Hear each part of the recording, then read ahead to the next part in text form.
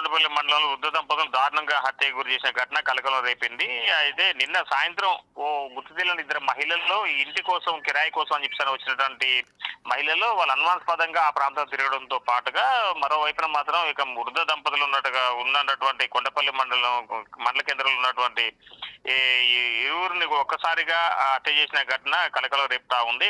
మొత్తానికి ఈ ఘటన ఉదయం సమీపంలో వాళ్ళ ఇంటి సమీపంలో ఉన్నటువంటి వారంతా కూడా ఒక్కసారిగా ఈ ఈ ఎర్ర వెంకటరమణ కృష్ణకుమార్ అనే భార్య భర్తలు ఎప్పటికీ ఇంకా ఉదయం తెల్లారిన తర్వాత కూడా లేకపోవడంతో పక్కనే ఉన్నటువంటి బంధువులు ఫోన్ చేసినా సరే స్పందించకపోవడంతో ఒక్కసారిగా వాళ్ళు ఇంటికి వచ్చి చూసిన తరుణంలో డోర్లు ఓపెన్ చేసి ఉండటంతో పాటుగా నిర్జీవంగా పడి ఉన్నటువంటి మృతదేహాలను చూసి ఒక్కసారిగా కన్నీరు ముందిన ఘటన కొండపల్లి మండల కేంద్రంలో చోటు చేసుకున్నది. దీనికి సంబంధించి స్థానికులు సహాయంతో ఈ యొక్క ఘటనకు సంబంధించి పోలీసులకు సమాచారం అందించారు. పోలీసులు కూడా సంఘటన స్థలానికి చేరుకొని జరిగినటువంటి ఘటనకు సంబంధించి ఉన్నతాధికారికి సమాచారం చేరవేసి క్లూస్ టీమ్స్ తో పాటుగా డాగ్ స్క్వాడ్ కూడా రంగంలో దింపి అనుమానాస్పదమైన వ్యక్తులు ఈ ప్రాంతంలో ఏమన్నా తిరిగారా అనే దానిపైతో పాటుగా మరోవైపు వచ్చిన మహిళలు ఇంటి కిరాయి కోసం వచ్చారా లేకపోతే ఇతర ఏదైనా పని మీద వచ్చారా అనే లేకుంటే వీళ్ళు ఇతర రాష్ట్రాలకు చెందినటువంటి మహిళలా వీళ్ళంతా లేక లోకల్ వాళ్ళేనా లేదంటే ఇంకేదైనా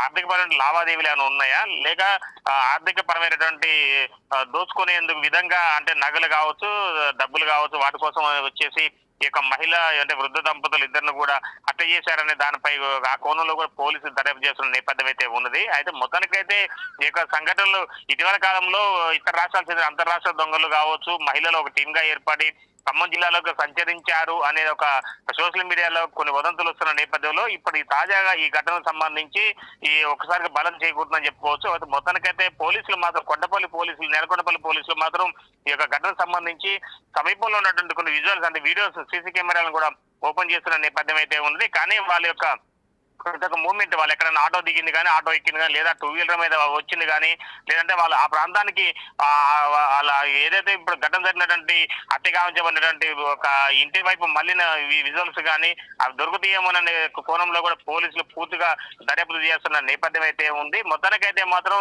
ఈ వృద్ధ దంపతులకి ఒకప్పుడు మొన్నటి వరకు కూడా కిరాణా వ్యాపారం చేసుకుంటూ జీవనం సాగించారు. వయసు మీద పడిన తర్వాత ఒక్కసారిగా ఆ కిరాణా వ్యాపారాన్ని కూడా తమ బంధువులకు అప్పచెప్పుకొని ఇంటికి కిరాయిలు ఇచ్చుకుంటూ నివసిస్తున్న నేపథ్యం అయితే ఉంది.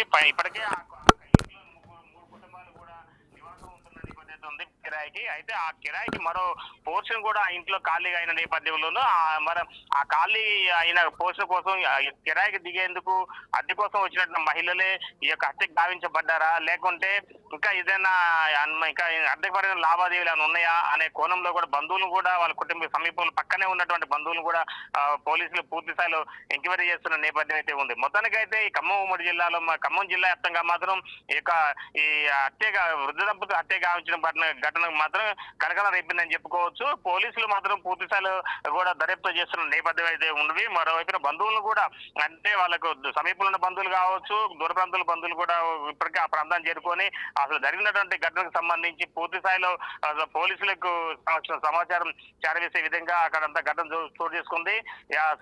దాంతో పాటుగా కొండపల్లి ప్రాంతంలో వ్యాపారస్తులు కూడా కొద్దిగా భయాందోళనకు గురవుతున్న నేపథ్యం అయితే ఉంది. రోడ్డు పక్కనే ఉన్నటువంటి ఇల్లు కావడంతో ఒక్కసారిగా ఆ ఈ యొక్క ఘటన చోటు చేసుకోవడంతో అంటే మరలా ఇప్పుడు ఒంటరిగా కావచ్చు లేదా వృద్ధులు కావచ్చు కొద్దిగా ఆ రోడ్డు సమీపంలో ఉన్నటువంటి వాళ్ళంతా కూడా కొద్దిగా ఆందోళన వ్యక్తం చేస్తున్న నేపథ్యం ఉంది. ఇలాంటి ఘటనలు మరి ఎన్ని జరుగుతాయో ఏమో అనే కోణంలో కూడా ఉన్నారు. మొత్తానికి పోలీసులు కూడా ఆ ఘటన స్థలాన్ని చేరుకొని కొద్దిగా సీసీ కెమెరాలు ఏర్పాటు చేసుకుంటే ఇంకా బాగుంటుంది. నిందితుల కదలికలు కావచ్చు లేదా కొత్త వారు ఎవరైనా ప్రాంతానికి వస్తే వాళ్ళపై కూడా అనుమానం వ్యక్తం చేసే విధంగా కూడా కొద్దిగా సీసీ కెమెరాలు ఏర్పాటు చేసుకోవాలని కూడా చెప్తున్న నేపథ్యం అయితే ఉంది.